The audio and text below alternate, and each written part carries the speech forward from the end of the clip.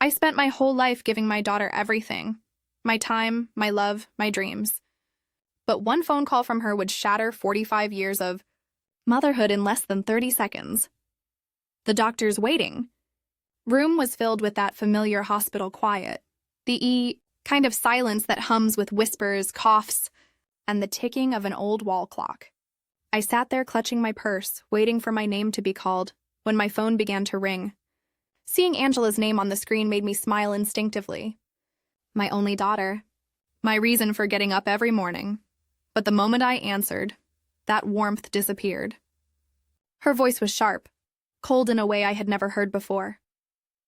"Mom," she said quickly, "we're leaving for Europe tomorrow. I sold your beach house and your car. We needed the money. I'll call you later." And just like that, she hung up. I sat there, stunned.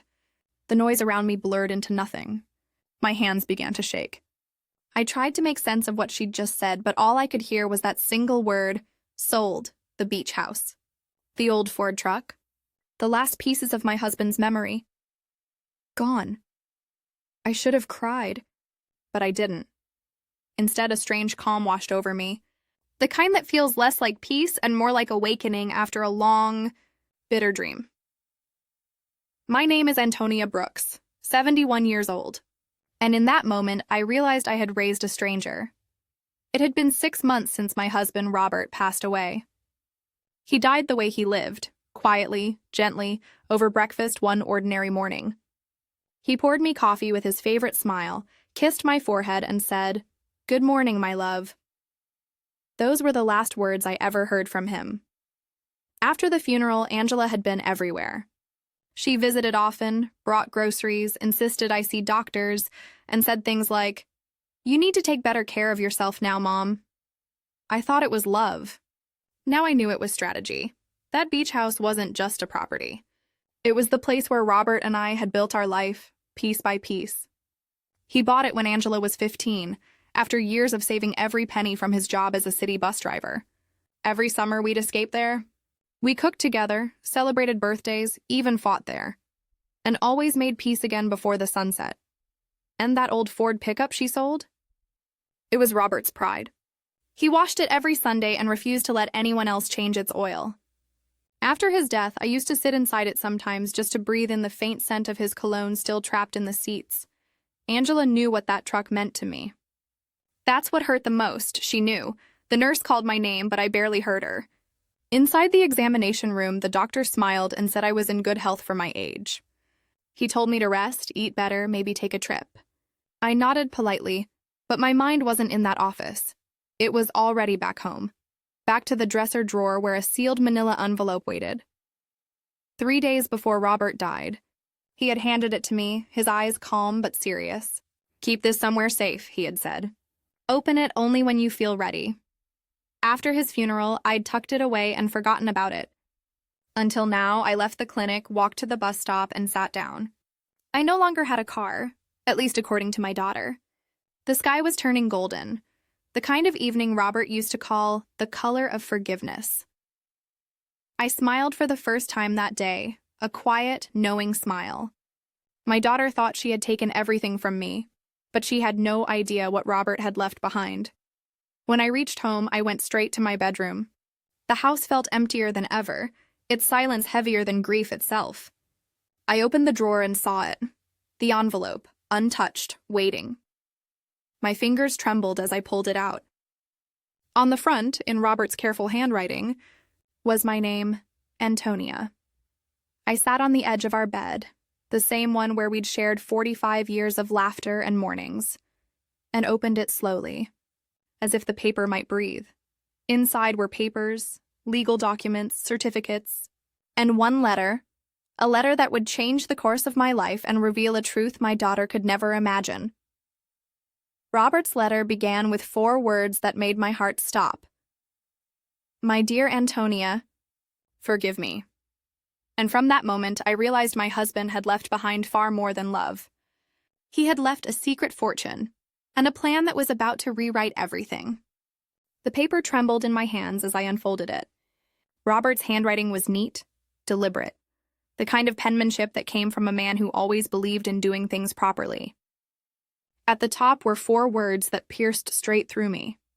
My dear Antonia, forgive me. I blinked hard, trying to steady my breath. His words felt alive, as if he were sitting right beside me, whispering every sentence. If you're reading this, my love, it means I'm no longer by your side. I never wanted to leave you with confusion or worry. That's why I kept certain truths from you. Not out of mistrust, but protection. My throat tightened. I could almost hear his voice, calm, patient, the same tone he used whenever life tested us. You and I worked hard all our lives.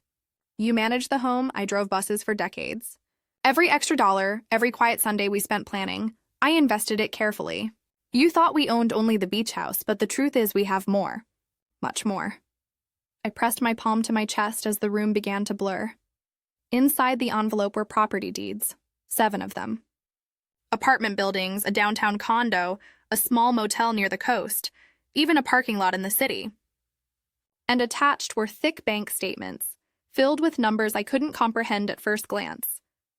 Robert had been a quiet man, humble, simple, happy to fix things around the house. But behind that silence, he'd been building an empire brick by brick in secret. The letter continued. I put everything under a company name, R&A Holdings, so that neither Angela nor anyone else would suspect. I didn't want her to see us as a source of money. I wanted her to love us for who we are. A painful irony twisted inside me. She'd left us thinking we had nothing, while all along, Robert had built a fortune she couldn't imagine. I turned the pages again and found the final line written in his firm hand. You are now the sole heir of all we own. Use it wisely, and please, if one day Angela forgets where she came from, help her remember. Your strength will be the family's anchor. Tears finally came. Not because of the money, but because even in death, Robert had found a way to protect me. Outside, the night had grown quiet. I sat on our bed, surrounded by papers that glowed under the warm light of the lamp. I felt the grief of losing him all over again, mixed with a strange sense of power I hadn't felt in years. I whispered to the empty room, "Oh, Robert. You clever, stubborn man." For the first time since his funeral, I didn't feel small. I felt seen. The next morning, I called Mr. Peterson, the lawyer who had handled Robert's will. His kind voice came through the line. "Mrs. Brooks, how are you holding up?" "I found something, Mr. Peterson," I said, trying to steady my voice. "Documents, deeds, and a letter. I think my husband left me more than I ever realized." "Then you should come to my office right away," he replied. "Bring everything. We'll go through it together." That night, I barely slept. Memories of Robert flooded my thoughts, his laugh echoing across the porch, his hand resting on mine during morning coffee, his quiet assurance that everything would always be fine. He had kept that promise, just in his own way. When dawn broke, I dressed with care, wine-colored dress, polished shoes, a touch of lipstick. Robert always said that confidence begins the moment you look in the mirror and believe in yourself. The city felt different that morning. The same streets I'd walked 1,000 times now shimmered with possibility. Mr. Peterson's office stood in a tall marble building downtown. As soon as he saw the stack of envelopes, his brows shot up. He read through each document carefully, murmuring under his breath. Finally, he looked up, eyes wide. "Mrs. Brooks, this is extraordinary. Your husband was far more resourceful than I ever imagined. Everything here is perfectly legal. Every property, every share, every account. You are, without question, the rightful owner of all of it." I nodded slowly, still trying to digest the reality. "Mr. Peterson, what happens now?" He smiled. "Now, Mrs. Brooks, you decide what kind of woman you want to be." The words lingered in the air long after I left his office. For decades, I had been a wife, a mother, a quiet shadow beside my family. But that day, walking back through the bustling streets, I felt something awaken in me. The part of me that Robert must have always known was there. Angela thought she had taken everything I owned. She had no idea she'd only opened the first page of a story I was finally ready to write. That evening, as I stood by the window watching the sunset fade, one thought kept circling in my mind.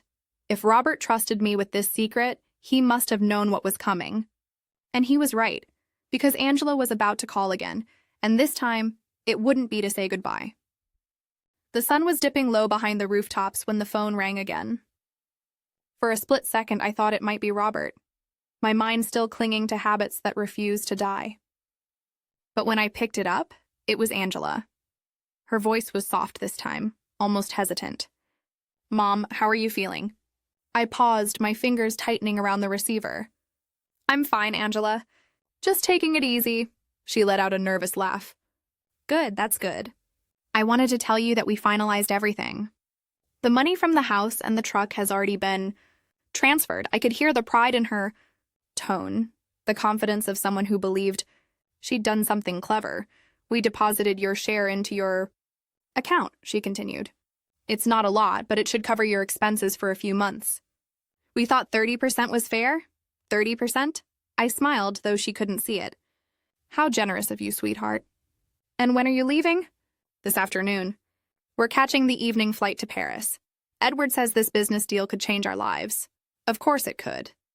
Edward always had a deal, always a story that shimmered like fool's gold. I kept my voice calm. "Well, I hope it all works out." "Oh, Mom," she sighed, her voice drenched in fake affection. "You've always been so understanding. We love you so much." And then she hung up. I stayed there for a while, holding the silent phone to my ear until the dial tone faded. Then, for the first time in months, I laughed. It wasn't a bitter laugh, nor was it one of sadness. It was the sound of realization, the sound of finally seeing everything clearly. My daughter had just robbed me of my own things and was proud of her generosity. It would have been absurd if it weren't so tragic. I went to my desk, opened my bank account online, and saw the deposit. A sum that, to Angela, must have looked like kindness. But I knew the real value of what she had sold, and how cheaply she had traded our memories. The beach house she'd sold for a fraction of its worth. The old Ford that Robert had loved more than his own rest. To her, they were nothing but liquid assets. To me, they were chapters of my life. Outside my window, I watched her and Edward load their suitcases into a cab. He was laughing, she was pretending to. They didn't even look up toward my window. When the taxi drove off, I whispered to myself, "Goodbye, my dear. You'll be back sooner than you think." That night, I sat at the kitchen table, the documents spread before me like a silent army. I made tea, turned on the soft lamp, and began to plan. The next morning, I called Mr. Peterson. "Mrs. Brooks," he greeted warmly. "How are you?" "I've made a decision," I said. "I want my life back. Every piece of it. Can you help me do that quietly?" He hesitated for a moment. "Quietly?" "Yes, I don't want to involve the police or the courts. I want this handled with precision, not noise." Mr. Peterson was an old-school gentleman, the kind who valued discretion as much as legality. "Then we'll proceed carefully," he said. "The sale of the beach house was unauthorized. We can reclaim it easily. The rest will take time, but it can be done." "Good," I said. "Start today." When I hung up, I felt something stir deep inside me. Not vengeance. No, this wasn't about that. This was about balance. Robert had spent a lifetime building this legacy in silence. Angela had tried to destroy it in haste. My job now was to restore what he built, and perhaps in doing so, restore something in myself too. The days that followed were surreal. Outwardly, I played my role perfectly. The fragile, grieving widow abandoned by her only child. Neighbors offered sympathy, the kind that feels more like curiosity than compassion. "Oh, Antonia," said Aurora, my next-door neighbor, one afternoon as she watered her plants. "We heard Angela left for Europe. How awful of her to go and leave you alone." "Yes," I said softly, arranging my roses. "But she'll find her way," Aurora frowned. "You're too forgiving, dear." "I'd never forgive my child for something like that," I smiled. "Forgiveness isn't for them, Aurora. It's for us." She didn't understand, and that was fine. No one did, because no one knew that behind my gentle words and calm smiles, a quiet storm was building. At night, I'd light a candle, sit by the window, and read Robert's letter again. Each time, his words seemed to shift, as if he were still guiding me, sentence by sentence. He had trusted me to handle our daughter with wisdom. He knew this moment would come. It wasn't revenge I sought. It was revelation. Angela needed to see who her mother truly was, And when that day came, it wouldn't be through shouting or anger. It would be through silence, the kind of silence that teaches louder than any scream. Weeks later, as Mr. Peterson began restoring every property in my name, I received news that changed everything again. A rumor that Angela's perfect European dream was already falling apart. And I knew fate was bringing my daughter home. It had been 3 quiet weeks since Angela's grand departure. The days in my house passed with soft rituals: tea at sunrise, a slow walk to the bakery, short chats with neighbors who looked at me with pity disguised as kindness. They saw an abandoned mother. They didn't see the woman who was secretly reclaiming her empire. Mr. Peterson called me every few days, his voice steady and methodical. "The paperwork is moving quickly," he'd say. "The beach house will be legally yours again within a week. The apartment complex where your daughter lives, that one will take longer, but it's being processed."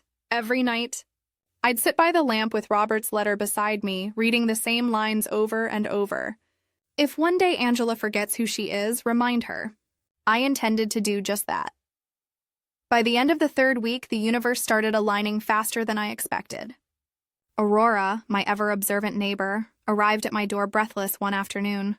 "Antonia, have you heard? Something terrible happened with Angela's husband. Edward. He's in trouble with the bank," I feigned surprise. "Trouble?" "Yes, my brother-in-law works at the bank. Apparently, Edward took out multiple loans using the apartment they lived in as collateral. But it turns out that apartment doesn't even belong to him. There's a legal investigation going on. They say Angela had no idea." I kept my expression neutral, though inside my pulse quickened. "How unfortunate," I murmured. "They're in Europe, right?"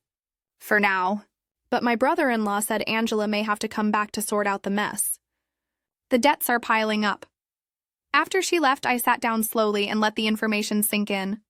It was happening exactly as I expected. Edward's lies were unraveling, and my daughter's illusion of luxury was crumbling in real time. I went to my window and looked out at the same street where she had once stood, suitcase in hand, too proud to say goodbye. Now, somewhere across the ocean, she was learning what betrayal felt like. Robert would have called it divine timing. The next morning, Mr. Peterson called again. "Mrs. Brooks, the title transfer for your properties is complete. The house, the building, the motel, everything is back under your control." "And the truck?" I asked quietly. "That one was a bit more complicated, but we found the buyer. He's a retired mechanic. Once he heard your story, he agreed to return it for a small fee." I smiled faintly. "Robert would be pleased." "Yes, ma'am. One more thing. The apartment where your daughter lives. It's legally yours now as the sole owner of the holding company. We can begin eviction proceedings if you wish." I closed my eyes for a moment, feeling both the weight and satisfaction of those words. "Yes, Mr. Peterson," I said finally. "I want that notice delivered personally when she returns." He hesitated. "Mrs. Brooks, are you sure you want to do that to your own daughter?" "I'm not doing it to her," I said softly. "I'm doing it for her." That evening, I sat on the porch as twilight settled in. The horizon blazed with orange and violet, and the wind carried the faint scent of rain. I poured myself a glass of Robert's favorite wine and whispered, "You were right, my love." Some lessons must be lived, not told. 2 days later, the news arrived. Aurora appeared again at my gate, clutching a newspaper. "Antonia, she's back!" she blurted. "Angela's back in town, alone. She came in last night. Edward stayed in Europe. Word is they had a terrible fight." I nodded slowly, pretending to be surprised. "Alone, you say?" "Yes," she looked pale, thinner, broken almost. "Poor thing, poor thing." The words echoed like irony. Angela had taken everything from me, yet I couldn't help feeling a twinge of compassion. Losing illusions can be more painful than losing money. Later that day, Mr. Peterson called again. "Mrs. Brooks, your daughter just arrived back at her apartment. The eviction letter has been delivered." She received it in person. I thanked him and sat in silence. My heart thudded slowly, not with rage, but with anticipation. I imagined Angela standing in that luxury apartment she thought she owned, reading a letter from Robert Holdings. Ink, demanding that she vacate within 30 days. She'd panic. She'd deny it. She'd call me for answers, and right on cue, the phone rang that evening. "Mom." Her voice cracked through the line. I got this letter. Something about eviction. It says it's from a company called Robert Holdings. Do you know anything about it? I kept my tone calm, almost confused. Eviction? That must be some mistake. Who's the owner listed? Robert Holdings, she repeated. It says I have 30 days to leave. I don't understand. Edward said the apartment was ours. I took a slow breath. Well, maybe Edward wasn't entirely honest, sweetheart. Have you tried calling him? Her voice trembled. He's gone, Mom. He left me in Europe. I had to sell my jewelry to buy a plane ticket home. There it was, the sound of her world collapsing. Come home, Angela, I said softly. We'll talk. When I hung up, I looked at Robert's picture on the mantel. She's on her way back, I whispered. And this time, she's coming home for the right reasons. That night, I prepared the guest room, her old room, the one she hadn't slept in for years. I folded fresh sheets, placed a lamp on the bedside table, and set her childhood photo on the dresser. Because when Angela walked through that door tomorrow, she wouldn't be returning to her mother's house. She'd be walking straight into the lesson her father had left behind. The next morning, Angela arrived at my doorstep, pale, broken, and holding a suitcase that looked heavier than her pride. She thought she was coming home for comfort. But she was about to find out. She had come home for redemption. The next morning, the sound of footsteps on the porch pulled me from my thoughts. When I opened the door, there she was, my Angela, thinner, pale, clutching a single suitcase as if it contained all that was left of her life. For a moment, neither of us spoke. The proud woman who once tossed her mother aside now looked like a lost child searching for shelter. Mom, she whispered, her voice trembling. Can I come in? I stepped aside. Of course, darling. She moved past me slowly, eyes scanning the living room she hadn't seen in months. Everything was the same. The old floral sofa, the framed wedding photo on the wall, Robert's chair still by the window. I saw her swallow hard, guilt shadowing her face. Coffee? I offered. Yes, please. Her tone carried exhaustion deeper than sleepless nights. We sat at the kitchen table. She wrapped her hands around the cup as if trying to draw warmth from it. Mom, she began, I don't even know where to start. Start anywhere, I said. Her lips quivered. Edward's gone. He left me in Paris and with nothing. The business was fake. He'd borrowed money under my name, lied about everything, and when it all collapsed, he disappeared. I had to sell my jewelry to get home. I let her words hang in the air. She looked small, fragile, a woman stripped of illusions. I was so stupid, she said, voice cracking. I sold Dad's truck. I sold your house. I betrayed you for him. I wanted to reach across the table and take her hand, but I stayed still. We all make mistakes, Angela. She shook her head violently. No, you don't understand. I did terrible things, and now I have nothing left, not even a place to sleep. Please, can I stay here for a while? There it was, or the moment I had been waiting for. I smiled softly. This will always be your home. Her eyes filled with tears. She stood, crossed the small distance between us, and finally collapsed into my arms. It wasn't the careless hug of habit, but a desperate embrace from someone drowning. Thank you, Mom, she whispered. I promise I'll find a job soon. I won't be a burden. You need rest first, I said gently. Then we'll figure everything out. When she went upstairs to unpack, I remained at the table, staring at the steam rising from my untouched coffee. The plan was unfolding perfectly, yet my chest ached. Watching her so broken reminded me that revenge, even righteous revenge, leaves a bitter aftertaste. That evening, she came down wearing old pajamas I had washed and folded years ago. Mom, she said quietly, I found something in my suitcase. It was mixed with Edward's papers. She handed me a small manila envelope with my name written across it, in Robert's handwriting. My heart stopped. Where did you get this? It must have been with Dad's things. Maybe Edward took it by accident. I didn't even know it was there until I unpacked. I sat down slowly and opened it. Inside was a short note and a small key. Antonia, if you're reading this after finding the first envelope, it means Angela will soon need you more than ever. The key opened safety deposit box 247 at the Central Bank downtown. Use what's inside only when the time is right. Angela leaned over my shoulder. Dad had a safety deposit box? What's in it? I don't know, I lied. Her eyes brightened, a flicker of hope after weeks of darkness. Maybe there's something valuable in there, Mom. We should go check tomorrow. I hesitated long enough to keep her curious. Perhaps. But whatever it is, your father left it for a reason.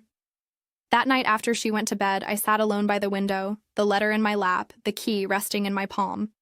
Robert had planned everything down to the last detail. Even this moment, the moment our daughter returned home broken enough to learn. I looked toward the sky and whispered, "You really did see further than any of us, didn't you, Robert?" The stars outside seemed to answer with a soft glow. Tomorrow I would take Angela to that bank. She would open the next chapter of this lesson herself, the chapter her father had written from beyond the grave. The next morning we would stand inside that cold bank vault, and what Angela would find inside box 247 would shake her to the core. She thought it was a treasure. She had no idea it was a test. The following morning dawned cold and gray. Angela was already dressed when I came downstairs. Her hair was neatly tied back, her eyes restless with a kind of fragile hope. She clutched the little key in her hand as if it might unlock her entire future. "Ready?" I asked. She nodded. "Maybe Dad left something that can help us fix everything, Mom. I know it's a long shot, but it feels like he's still trying to protect us." Her words stung in the best and worst way. She had no idea how right she was. We took the early bus downtown. I hadn't ridden that route in years. The city looked different from a seat behind fogged glass, bigger somehow, faster. Angela sat quietly, staring out the window, her reflection pale and thoughtful. When we reached the bank, the marble floors echoed beneath our shoes. The vault clerk verified my ID and led us to the private room. Box 247 waited inside a narrow drawer. My hand trembled slightly as I inserted the key. The door swung open with a metallic click. Inside, resting on a velvet cloth, were several small velvet cases and an envelope bearing Robert's familiar handwriting. Angela gasped. "Jewelry! Oh my God, Mom, there's a fortune here!" I opened one box, an emerald pendant I hadn't seen since our wedding anniversary 20 years ago. Another held a pearl necklace that once belonged to Robert's mother. There were gold bracelets, diamond rings, even pieces I didn't recognize. And then there was the letter. "Antonia, these jewels represent the tangible years of our sacrifice. Some are heirlooms, others are investments. If life ever tests Angela beyond her strength, let her open this box with you. But remember, not everything that glitters is meant to be spent. Use what's inside only when it teaches her, not when it tempts her." Angela exhaled shakily. "Mom, this could save us. I could pay off some of Edward's debts. You could buy back the house." I folded the letter carefully. "They're family memories, Angela. We can't rush into anything." "But Mom," she pleaded, "you don't understand. If I don't pay soon, the banks will sue me. The debts are in my name. Please, Dad wouldn't want us to suffer when this could solve everything." Her voice broke into sobs. I let her cry, offering a tissue but not yet giving her the answer she expected. She needed to face what she had become. Someone still measuring worth in money instead of meaning. "All right," I said softly. "We'll bring them home. We'll decide together." Back at the house, she spread the jewels across the kitchen table. The afternoon light caught the gems, scattering tiny stars across the walls. "Mom, look at this one," she said, holding up a ruby ring. "Dad bought it for you once, didn't he?" "Yes, on our 30th anniversary." She stared at it, tears forming again. "I remember. You wore it every Christmas, and I never even asked what it meant to you." I touched her shoulder gently. "You were young. You had your life ahead." "No, Mom," she said. "I was selfish. I thought money made life easier. I thought love was something you could buy. But I was wrong." Her voice cracked under the weight of her confession. That night, I found her sitting by the window, counting figures on a notepad. "If I sell most of the jewelry," she said, "I could get close to $180,000. It's not enough to clear everything, but it's a start." I studied her face, the lines of exhaustion mixed with determination. Are you sure you want to use your father's legacy to pay for a man who betrayed you? I don't have a choice, she whispered. If I don't fix this, I'll lose even the chance to start over. And I need to earn your forgiveness, Mom. I said nothing. The truth, that I could pay all her debts with a single phone call, sat heavy on my tongue. But it wasn't time yet. She hadn't finished walking through the fire. Late that night, after she'd gone to bed, I phoned Mr. Peterson. Mrs. Brooks? He answered sleepily. I need you to investigate every one of Edward's debts. Find out exactly what's in Angela's name and what can be removed through fraud claims. He hesitated. That could take weeks. I can wait, I said. But keep this between us. As you wish. I hung up and looked around my quiet house. The jewels still sparkled faintly under the lamp. Robert's words echoed in my mind. Not everything that glitters is meant to be spent. The next morning, Angela sold most of the jewelry. I watched her count the money on the kitchen table, trembling hands, tear-streaked cheeks. Mom, she said, I promise I'll make it right. I'll start paying off the worst debts first, I nodded. Do what you must, Angela. She thought the test was about the money. She didn't realize it was about her soul. But destiny wasn't done yet. Because the very next week, Mr. Peterson called with news that would upend everything, and prove that Angela's story of betrayal was far from over. The following week began quietly, the kind of quiet that carries tension beneath it. Angela had started a routine. She'd wake early, make coffee, then spend hours calling banks, negotiating payments, and scribbling numbers into a worn notebook. Every night she went to bed exhausted, yet she never complained. For the first time in years, my daughter was learning the weight of responsibility. I was proud of her, but still cautious. The road back to redemption is never straight, and Angela was only at the beginning.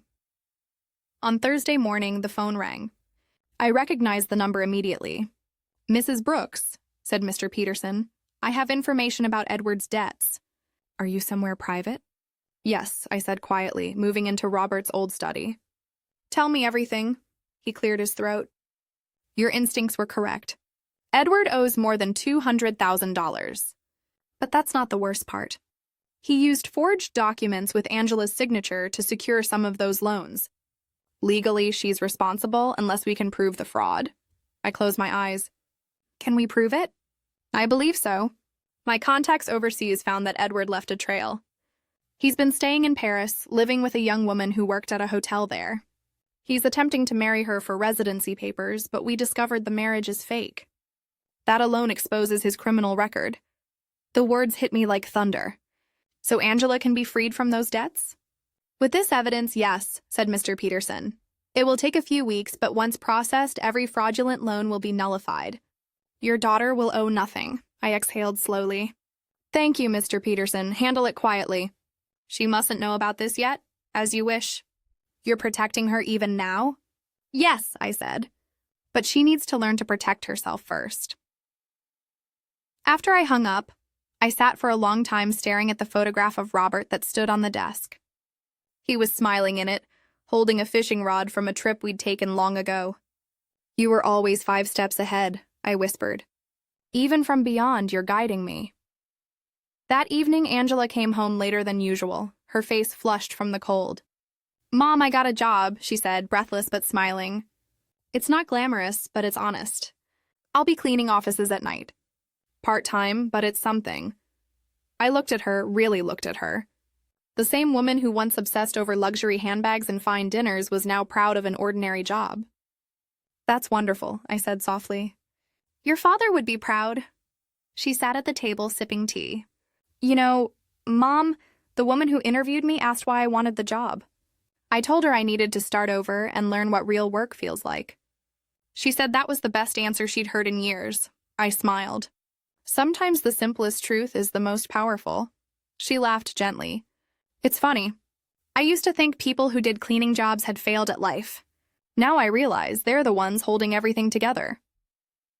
For the next several nights, Angela came home late but never complained. I'd leave dinner on the stove and she'd reheat it quietly. Each time she sat down, I saw exhaustion in her eyes but also dignity, something she had lost long ago. On Friday, Aurora stopped by for tea. She leaned across the table, lowering her voice. Antonia, word around town is your daughter's been working nights. I saw her walking home near the main road, still in her uniform. I nodded. Yes, she's earning her way, Aurora smiled softly. Then maybe she's finally becoming the woman you hoped she'd be. She's learning, I said, and that's more than I could ask for. But as much as I wanted to believe Angela was out of danger, life has a way of testing the lessons we claim to learn. A week later, another call came from Mr. Peterson. Mrs. Brooks, I have updates, he said, his tone brisk but tinged with concern. Our investigator just confirmed Edward's arrest in France. I straightened in my chair. Arrested? Yes. He was caught in the middle of that false marriage attempt. He's facing multiple charges, including fraud, falsified documents, and international financial deception. The authorities plan to deport him once the trial ends. For a moment, I felt a rush of relief, but also pity. Edward's greed had destroyed not just his life, but the fragile peace of those who had loved him. Will this affect Angela? I asked. Quite the opposite, Mr. Peterson said. It strengthens her case. The court documents will prove that she had no part in his schemes. Once the French authorities release the evidence, we can clear her name completely. Then proceed, I said. And send me every document before you submit them. Of course, but... Mrs. Brooks, forgive me for saying this. Why not tell your daughter the truth now? It might ease her suffering. I thought for a moment, my fingers tracing the edge of Robert's old desk. Because some relief comes too soon. If she learns she's safe before she's truly changed, the lesson will fade. She has to rebuild from the ground up. Mr. Peterson was silent for a moment. Then he said quietly, You sound like a teacher, not a mother. Maybe both, I replied. Maybe that's what Robert wanted me to be. That night, I found Angela asleep on the sofa, still in her uniform. A folded piece of paper rested on her lap, a note she'd been writing to herself. I picked it up gently. One day, I'll make Mom proud. One day, I'll make things right. I placed the note back and pulled a blanket over her. Watching her sleep, I felt tears sting my eyes, not of sadness, but of pride. She was growing again, painfully, beautifully, just as her father had hoped. As I turned off the light, I whispered, You already are, Angela. You just don't know it yet. But peace never lasts for long. The next morning brought a letter that would change everything. A legal notice demanding payment for a debt Angela didn't even know existed. And this time, the storm wasn't coming from Europe. It was knocking right on our door. The morning began like any other. The scent of toast filled the kitchen, sunlight brushed against the curtains, and for a brief moment, life felt almost normal again. Angela came downstairs still in her cleaning uniform, hair tied back, eyes tired but peaceful. Morning, Mom, she said softly, pouring herself coffee. I didn't wake you, did I? I smiled. No, dear. I was up before the sun. Old habits, she sat across from me, yawning. I can't remember the last time I felt this calm. It's strange, having nothing but still feeling free. That's because for the first time, you're not pretending, I said. Peace doesn't come from what we have. It comes from what we can live without. Angela smiled faintly, her eyes moist. You sound just like Dad. Before I could respond, a knock came at the door. It was sharp, official, the kind that made your stomach drop before you even knew why. I opened it to find a courier in a gray uniform holding a thick envelope. Mrs. Brooks? Yes? Legal correspondence? Sign here, please. I took the envelope, thanked him, and closed the door. My fingers felt cold even before I read the return address. The State Financial Bureau. Angela looked up, alarmed. What's that? I hesitated, scanning the first page. Then my heart sank. It's a notice, demanding repayment of an outstanding loan. It's in your name, she blinked rapidly. That's impossible. I've been paying everything I know about. I passed her the papers. Her face went pale as she read. 3 accounts. Total amount due, $112,000. How is this even possible? Mom, I don't recognize these lenders. Her hands began to shake. This must be Edward again. He must have forged my name somewhere else. Oh God, what am I going to do? I reached across the table, steadying her trembling fingers. Angela, breathe. We'll figure it out. Tears filled her eyes. No, Mom, you don't understand. They say if I don't respond within 30 days, they can file a claim to seize any connected property. That includes your house. I did this to you again. I could see panic rising in her chest, just like mine had risen months ago when she called from the clinic. But I refused to let history repeat itself. Listen to me, I said firmly. You faced worse. You're not the same woman who ran away. You've already survived the worst part, losing yourself. This is just paper. She buried her face in her hands, her voice muffled. I can't take this anymore, Mom. I can't keep paying for what he did. Maybe I should just declare bankruptcy. Start from zero. I looked at her. This woman who had once seen money as everything, now broken enough to surrender it all. That, I thought, is when transformation truly begins. Angela, I said gently, if you start from zero, make sure you never go below it again. Not in morals, not in love, not in how you see people. The rest will fall into place. She lifted her head slowly. How do you stay so calm? Because I've already lived through storms worse than this. When your father died, I thought the world ended. Then I learned the world only ends when you stop believing you can rebuild. Her tears quieted, replaced by that determined silence I'd come to recognize. Then I'll fight this, even if I have to go to court. I'll fix what he destroyed. That afternoon, I called Mr. Peterson. The final wave just arrived, I told him. Another set of forged debts under her name. They're threatening foreclosure. He sighed heavily. I expected this. Don't worry, Mrs. Brooks. The documentation we've gathered from France will clear her completely once we file it. The timing is delicate, but within 2 weeks she'll be free of every debt. 2 weeks, I repeated. Good. That's enough time for her to prove herself before the truth saves her. When I hung up, I saw Angela outside watering the flowers. She moved slowly, quietly, as if afraid the earth itself might judge her. Watching her, I felt a rush of conflicting emotions. Pride, sadness, and something else I hadn't felt in months. Forgiveness. That night, we sat together on the porch, the stars thick above us. The wind smelled of rain and salt, a reminder of the beach house I hadn't yet told her I'd reclaimed. Mom, she said after a long silence, do you ever hate me for what I did? I turned to her. No, Angela. Anger fades when love remains. I just needed time to let you see who you really are. Not through what I gave you, but through what you lost. She wiped her eyes. I wish I could take it all back. You can't, I said softly. But you can move forward, and that's worth more than undoing the past. She nodded, her gaze fixed on the dark horizon. When this is over, I want to study again. Maybe social work. Help women who've been through things like this. The idea brought warmth to my chest. Robert would have loved that, turning pain into purpose. Your father would be proud, I whispered. I hope so, she said, smiling faintly. He was always the best part of us. That night I couldn't sleep. I stood by the window watching Angela's bedroom light flicker off. She had no idea that Mr. Peterson and I were already building the final piece of her freedom. In 2 weeks, every lie Edward had written in her name would vanish like smoke. But she needed to walk these last few miles believing no one was coming to rescue her. It was the only way she'd truly stand on her own. 2 weeks later, the truth would finally come to light, not through me, but through a courtroom filled with strangers.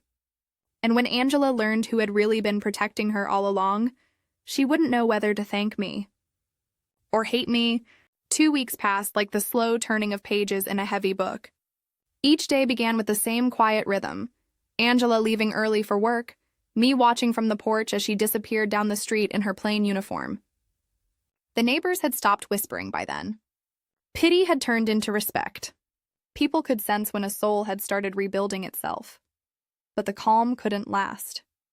Justice was finally moving, and it would arrive not with peace but with revelation. One chilly morning, Mr. Peterson called. Mrs. Brooks, he said, his tone brisk but calm, the court hearing is set for Friday. The evidence from France arrived. Everything we need. Edward's forged documents, the fake signatures, and proof of his arrest. It's airtight. Will Angela need to appear? Yes, She'll be asked to testify briefly, to confirm her relationship with Edward and deny her involvement. But she won't face penalties. In fact, she'll walk out of that room completely free. I looked at the teacup in my hand, trembling slightly. Then it's time she learned the truth. Mr. Peterson hesitated. All of it? All of it, I said softly. But only when it's over. When Friday came, the courthouse smelled of polished wood and cold air. Angela sat beside me in the waiting room, hands clasped so tightly her knuckles were white. I'm scared, Mom, she whispered. Courage isn't about being fearless, I said gently. It's about standing up while you're still trembling. She managed a small nod. Do you think the judge will believe me? The truth doesn't need belief, Angela. It just needs patience. When the clerk called her name, she stood shakily.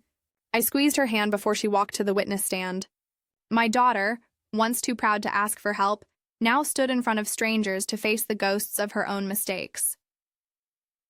The judge, a woman with silver hair and sharp eyes, flipped through the file. Miss Brooks, she said, these loans total more than $200,000.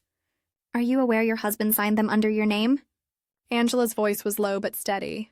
No, Your Honor, I had no idea until the debts appeared. I trusted him. He lied to me. And do you have proof of your innocence? Before Angela could respond, Mr. Peterson rose. Your Honor, we have documentation from the French authorities confirming Edward Louis Brooks forged these signatures and used falsified identification.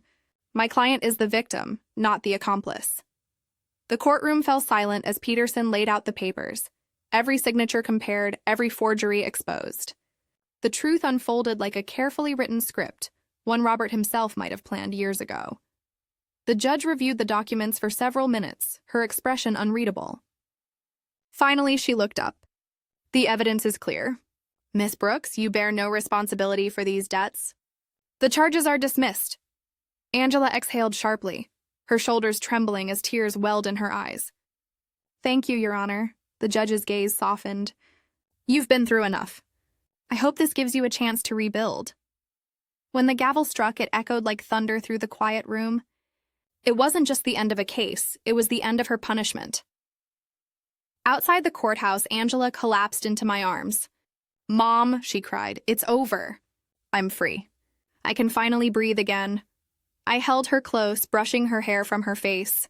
Yes, darling. You're free. But I knew freedom meant nothing without truth. That afternoon, Mr. Peterson invited us to his office to sign the final release forms. Angela was still trembling with relief. She kept thanking him, unaware of the deeper layers beneath his polite smile. When the paperwork was complete, Mr. Peterson cleared his throat and glanced at me. I nodded. Miss Brooks, he began carefully, there's something you should know about how this case was handled. Angela frowned. What do you mean? He slid a folder across the desk. These documents were gathered, funded, and filed by your mother. Every legal fee, every investigation, every hour spent proving your innocence, she arranged it all. Angela blinked, confused. Mom, what? Mr. Peterson continued. And one more thing. Your father's assets, the properties, the accounts, the shares, they all belong to her now. She's been the rightful owner since his passing. Everything you thought you lost was never truly gone. The air grew thick. Angela turned toward me, her face pale. You knew? All this time, I nodded. Since the day you called me from that doctor's office. Her lips parted as if to speak, but no words came. Tears spilled down her cheeks. You let me believe you were broke. You let me work myself to the bone while you could have fixed it all? Yes, I said quietly. Because fixing your debts wouldn't fix your heart. You needed to understand what loss feels like before you could value what was never lost. Angela covered her face, sobbing. How could you do that, Mom? You watched me struggle. I did, I said softly, and every night it broke me. But sometimes love means letting someone fall far enough to learn they can stand. She shook her head, speechless, caught between gratitude and fury. I didn't speak again. Some truths needed silence to settle. After a long pause, she looked at me through tear-filled eyes. So all this time you were saving me? By letting me suffer, I reached for her hand. No, Angela, I wasn't saving you. I was giving you back the strength you forgot you had. She didn't answer. She just sat there, breathing heavily, her tears finally slowing. Mr. Peterson, ever the professional, quietly stood. "I'll leave you both to talk." He stepped out, closing the door behind him.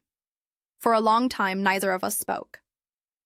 Then Angela whispered, "I don't know if I should hate you or thank you."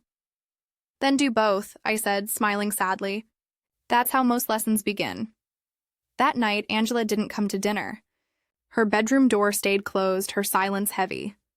I wondered if I had gone too far, until I heard her footsteps in the hallway just before midnight.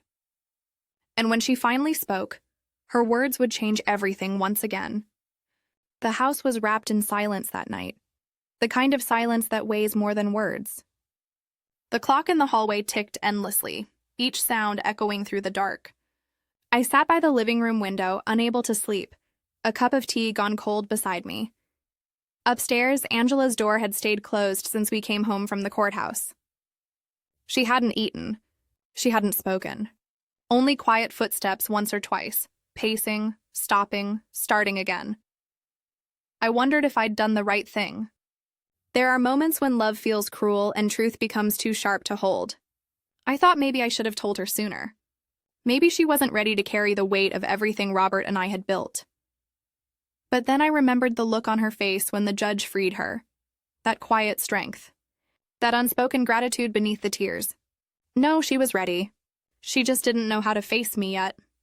It was nearly midnight when I heard her door open. Her steps came slowly down the stairs, soft against the wooden floor. She stood in the doorway for a long moment, her silhouette framed by the faint light from the hallway. "Mom?" she said softly. I looked up. "Yes, sweetheart. Can I sit?" "Of course." She came over and sat across from me on the couch, her eyes red but calm. For the first time since the trial, she looked less broken and more human. "I was angry," she began, her voice trembling. "Really angry. When Mr. Peterson told me everything, it felt like you'd betrayed me all over again. I thought, how could my own mother let me go through that kind of pain when she could have stopped it?" I stayed silent, letting her speak. "But then," she continued, "I thought about Dad, about how he always said the hardest lessons come wrapped in heartbreak. And I realized maybe you weren't trying to punish me. Maybe you were trying to prepare me." Her eyes glistened in the soft lamplight. "I hated the woman I'd become, Mom.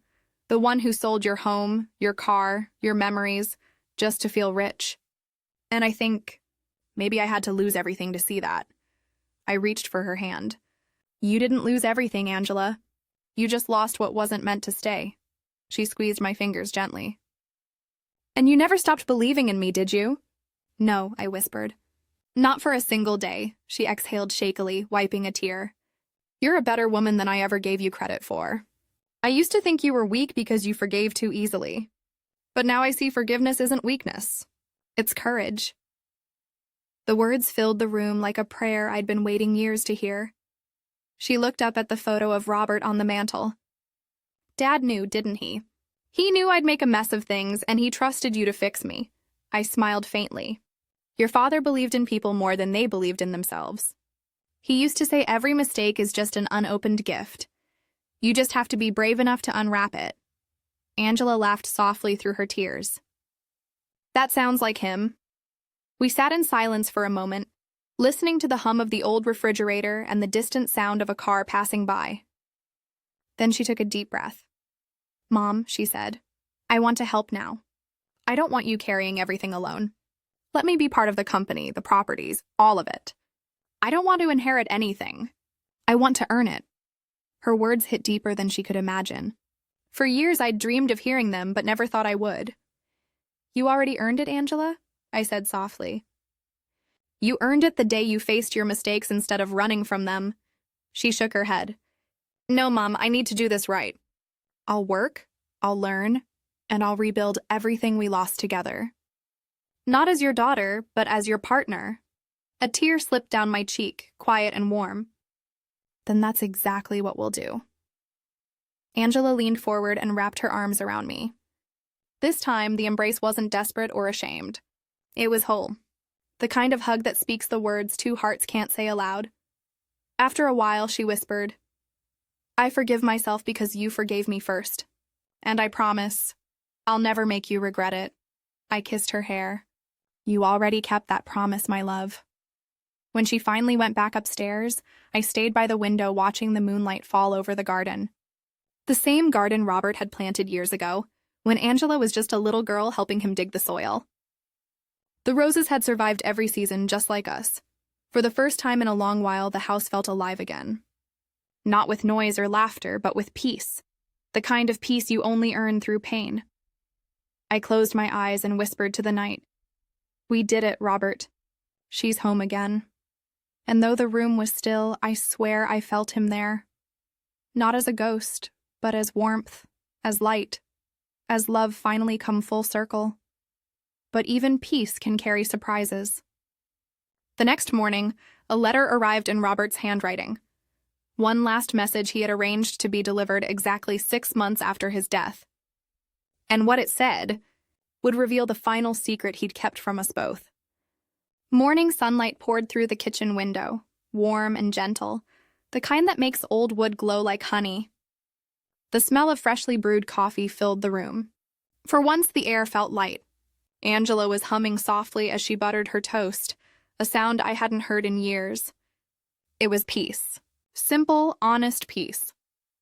Then came the knock at the door.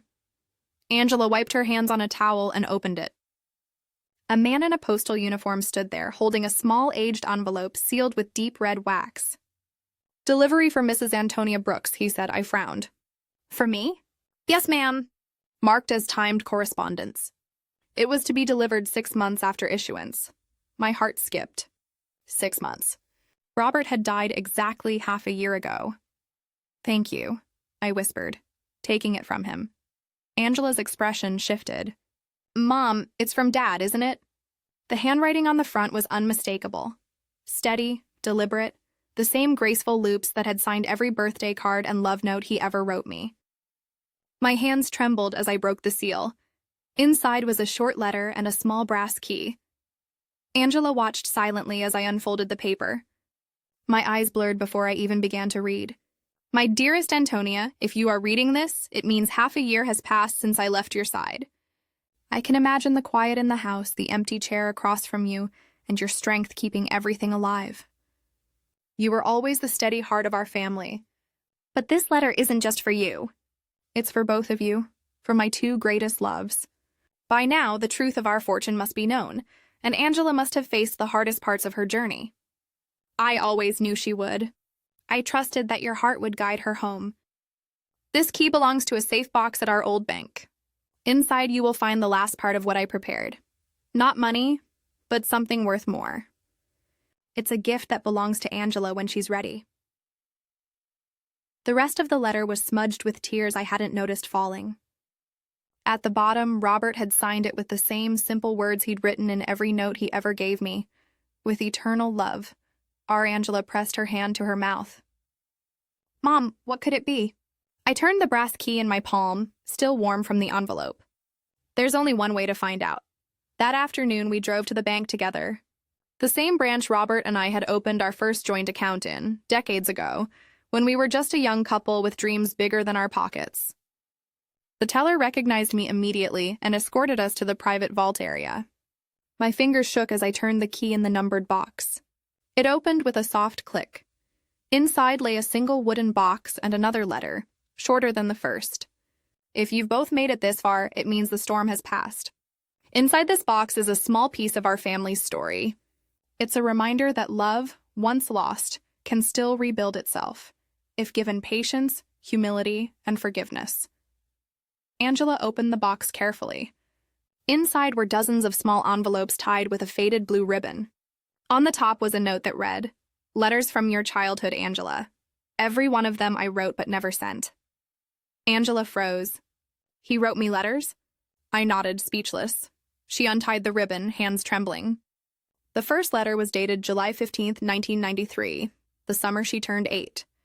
"My sweet Angie, today you built your first sand castle all by yourself at the beach house. You said you wanted to live there forever. Your mother laughed and said someday you'd outgrow it. But I know better. That little house will always be a part of you, and maybe one day you'll understand why it mattered so much. Angela read silently, her tears falling onto the yellowed paper. She opened another and another. Each one chronicled a year of her life. Her first day of high school, the day she moved out, the day she got married. Robert had written through all of it, knowing someday she'd need these words more than she'd need money or property. One letter stood out, the last one, written just months before his death. My dearest Angie, if you are holding this, then you've already learned how fragile and strong love can be. Don't resent the pain that taught you. Your mother and I built everything we had not to make you rich, but to make sure you'd always know your worth. If ever you lose your way, remember, the real inheritance is not in the bank, it's in your heart. You are your mother's courage and my faith made flesh. Don't forget that. Angela held the letter to her chest, sobbing quietly. He knew, Mom. He knew everything that would happen. I wrapped my arm around her shoulders. He always did. He was never just preparing for death, Angela. He was preparing us for life. We sat there in that quiet bank vault, surrounded by the echoes of his love written on fragile paper. It was as if he'd left a map, not of wealth, but of healing, each line a bridge back to who we were before greed and grief had divided us. When we walked out into the sunlight, Angela's face looked different, softer, lighter. Mom, she said, I want to do something with these. Not just keep them hidden. I want to turn his letters into a book, something that might help other daughters understand their parents before it's too late. I smiled, my eyes still glistening. That's exactly what he would have wanted, Angela nodded. Then we'll do it together. For him. As we got into the truck, I glanced at the brass key still in my hand. It had opened more than a lock that day. It had unlocked a wound healed by time, by truth, and by the man who somehow managed to guide us even after he was gone. But life, as Robert always reminded me, has a way of testing even the strongest piece. A week later, Angela received a letter not from her father's side, but from Edward, and what he asked would put her forgiveness to the ultimate test. A week passed after we discovered Robert's final gift. The air in the house had shifted, softer somehow, warmer, as if his spirit had finally settled into every corner. Angela spent her evenings reading his letters one by one, her voice low and tender, rediscovering pieces of herself she thought she'd lost forever. I would listen from the porch, pretending to be busy with my tea, but truly I was just savoring the sound of peace returning to our home. Then, one morning, the peace cracked. Angela was in the kitchen when the mail arrived. I heard her footsteps slow, then stop. Mom, she called, her tone uneasy. There's something here you need to see. When I walked in, she was holding a plain white envelope. No wax seal, no stamp of law, just her name written in hurried, almost desperate handwriting. My stomach turned before I even read the sender's name. Edward. Angela's fingers trembled. It's from France, she whispered. Do I even open it? I studied her face. She wasn't the same woman who once worshipped that man's charm. Her eyes were older now, clear and steady. Only if you're ready, I said. She hesitated, then tore the envelope open. Inside was a short letter, scrawled on cheap lined paper. The first words were enough to chill the room. Angela, I don't expect forgiveness. I don't even expect you to read this. But they're releasing me soon, and before I disappear, I need to tell you the truth. Not everything I did was for greed. Some of it was fear of failure, fear of losing the life we built, fear of you realizing you deserved better. I lied, I forged. I destroyed what little good I had left. But prison changes a man. I've seen what happens when you hurt someone who loved you more than you deserved. If there's anything left of the woman I once knew, I'm begging for a chance to make things right.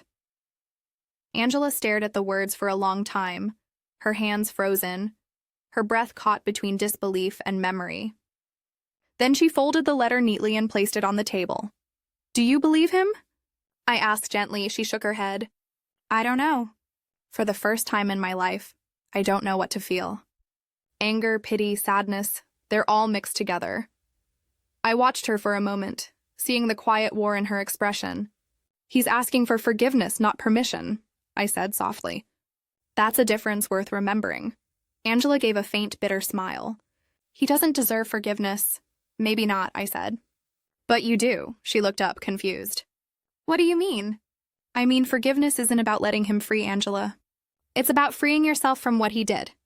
You don't forgive to help him. You forgive to stop carrying him with you. Her eyes glistened. That's what Dad would have said. I nodded. Yes. He'd tell you that forgiveness isn't a gift. It's a victory. Angela took a deep breath, staring at the folded letter. Then maybe it's time I stop being a prisoner too. She stood up, walked to the sink, and without another word set the letter over the flame of a match. The paper curled, darkened, and turned to ash in seconds. The faint scent of smoke filled the air. When it was gone, she whispered, "Goodbye, Edward." The moment felt heavier than any courtroom or confession.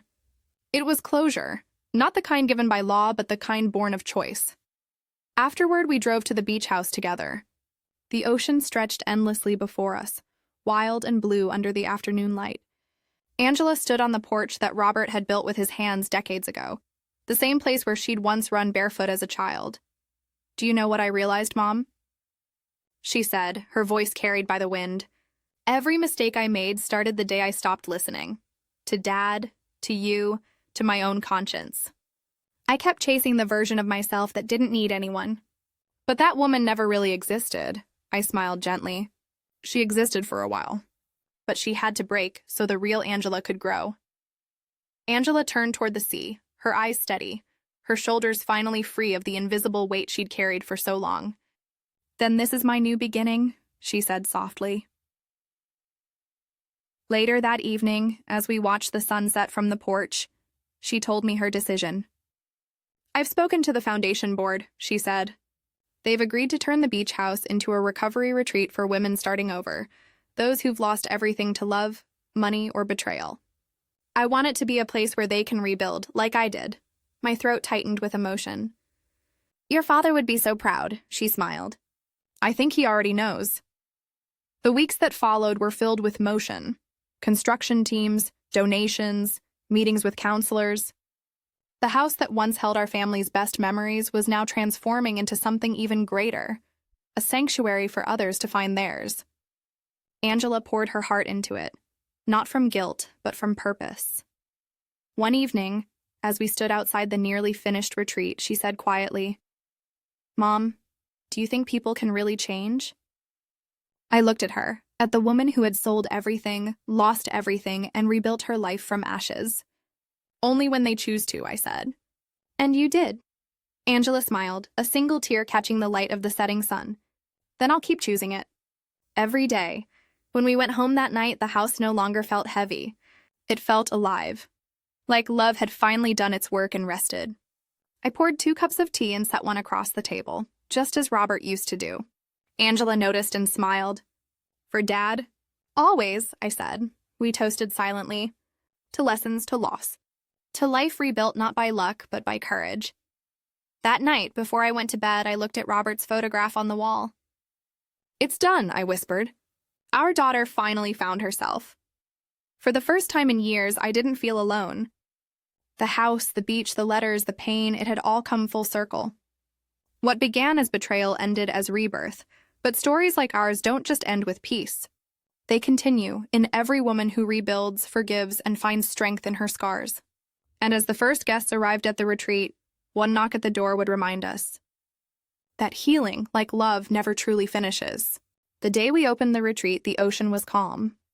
The waves rolled in softly, like the world itself was holding its breath. The sun sat high above the horizon, casting golden light across the sand, and for the first time in a long while, I felt Robert's presence not as memory, but as peace. Angela stood beside me on the porch, looking radiant in her simplicity, jeans, a linen blouse, hair tied loosely, face glowing with quiet confidence. She wasn't the broken woman who had returned from Europe. She wasn't the daughter who once measured love by money. She was someone new, someone strong. "Are you ready?" I asked her. She smiled. "I've been ready for this my whole life. I just didn't know it." The first guests began arriving before noon. 3 women, all carrying the same kind of weight Angela had once carried. One had left an abusive marriage. Another had lost her home after a financial scam. The third was simply trying to start again after losing her husband to illness.